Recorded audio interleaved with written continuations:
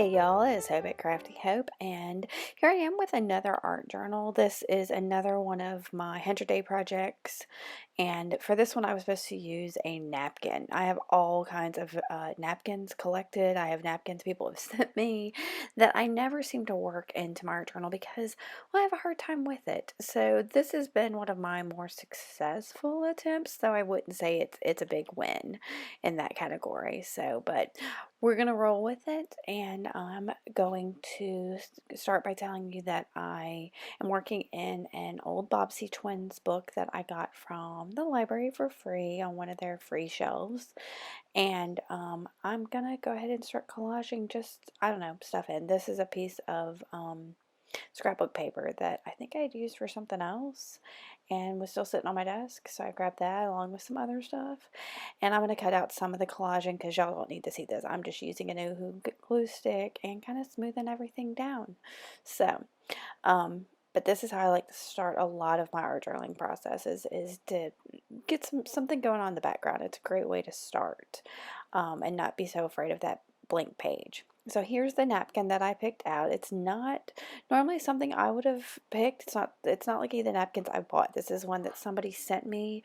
I did take off the other layer. I think there was only one layer of additional plies, I guess, of this napkin. So like other tissue type papers, there's several plies to them. So make sure you get all the white paper off the back if you're going to use napkins in your art journal. So, and per the suggestion of somebody that I can't remember if it was on Instagram, if it was here on YouTube, where it was, but somebody had said something about using just a wet paintbrush to go around the outside of like tissue paper or napkins or something like that to help trim it down. And so I remembered that and just used a wet paintbrush to go around kind of the shape I wanted. I wanted that napkin to still be a little rough, but not too bad. So I went ahead and used that wet paintbrush and went around it.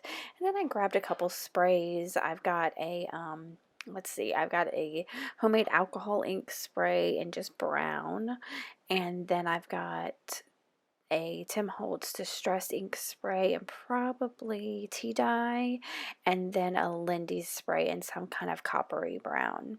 So, and I'm just trying to get a little color down on the page. I know that napkin was brown, as you saw, so I kind of wanted to also bring in some brown in other areas of the page, and that's all I was trying to do here. And I love that the Lindy's gives a little bit of sparkle, but the other two don't. The alcohol ink that I used is one I made. It's just some spray alcohol ink, or spray alcohol from the dollar store. And I took dollar store markers and took the little color tubes out of them and put like two of them inside that spray bottle, and now it's a spray alcohol ink, and I did like a whole range of marker colors. So anyway, once I got those sprays down there, I did use a wet paintbrush to kind of move the colors around just a little bit, and then I dried the page. And yeah, so now I've gotten, that's, there's a bunch of brown color on there. It's perfect. So I'm taking a look at my napkin and trying to decide what else I need. And you see down in that left corner, there's a little bit of a lime green that was already on that paper, probably from something else. So I wanted to bring that back in. So I grabbed my Stabilo Woody and the limey green, and just made some little circles on there just to bring that color around on the page. And that helps give that page a pop of color. And I just took a pencil and did some scribbles for some movement. And then the next thing I think I'm going to grab is my texture paste. This is the homemade texture or molding paste, whatever stuff, that I made from Michelle Michelnay. I'll link to her below, to her video below with the recipe on how to make this, but it involves using just some gesso and talcum powder, I think, and something else, and I can't remember. But it's super simple, and mine's getting a little dry. I may need to add a little more gesso to it or something to loosen it up a little, because I don't know, I think I put too much powder in it in the first place. So, but what's great about using the powder, she says you can also use cornstarch, but I like using the powder because when you dry it, you get that talcum powder scent off your page. It's kind of cool. But I'm using it here just with a palette knife to kind of add a little bit of a distressed feel on the page because, with that torn edges of that napkin and the kind of weathered feel of the leaf on that napkin, I thought kind of a distress feel was exactly what I needed. So there's where I'm having trouble with that texture paste. But that, again, I don't have it like in a super airtight container. And so that's definitely my fault. So I'm going to go ahead and stick my napkin back down again and add a little more pop of color. I put a little yellow in there because I felt like I don't know, it just felt so down. It needed a lift. I say that all the time. I put yellow in things to bring a little dose of happy in because it needs it. And also, that bingo card that I've got down there on the bottom has some yellow in it, and I wanted to make sure that yellow was on that page too.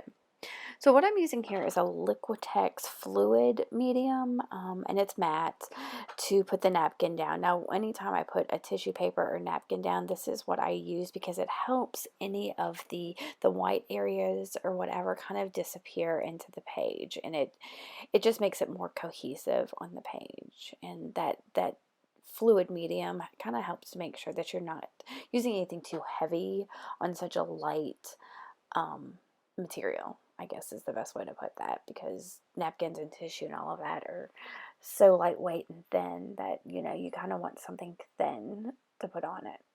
So that's what I'm using, and then I grab a couple pieces of the napkin that I had torn off just to kind of bring that same brown color to the other side of the page. I don't, I like to make sure things kind of continue and feel pulled together a little bit more. So that's all I'm doing. And I didn't like that blunt edge right there where the napkin is torn, so I'm going to add another little piece of napkin right there. And I think I even just leave it hanging off the book page. So once that's on there, I'm going to come back with my texture paste again and go over the napkin where that leaf is a little bit more to make it feel, I don't know, like more part of the page, like it's all blended in, that napkin piece, that image isn't just floating on top of the page. I want it to feel like it's part of the page. So that's why I went ahead and put a little bit more of that texture piece on the napkin to just bring it in there. Now here's some large textbook pages that I'm trying to find something that'll work. And I think what I end up, and look at my poor little pages where I've cut and cut and cut, and things are just falling apart. But I end up picking up one that says "I nearly cracked up," and that, I don't know, I loved that. I thought that was a fabulous little phrase, something funny, lighthearted for this kind of heavier page. So really, it gave me the giggles. So I go ahead and I'm just gonna glue it down with my Oohoo glue stick. But I think I was gonna just go ahead and glue it down. But as soon as I get it down, I realize it needs something else other than just going straight on top of that extra bit of napkin there. So I'm going to pull it up real quick and grab a piece of fabric that I actually have sitting on my desk. See, I'm putting everything up. I'm thinking, okay, I'm just about done. And then I'm like, no, I've got this little piece of fabric here. It's perfect to put underneath that phrase. So I cut it down a little bit, and I'm going to go ahead and put my phrase back on it. And I think I just used my Oohoo glue stick for all of it. That was still sticky. And I do pull out the Lindy's again just to kind of darken up that little bit of fabric. I didn't want it to stand out more than other things on the page. It did so, but it's kind of watered down. You see, I blended out a little bit so that it's not a stark color there.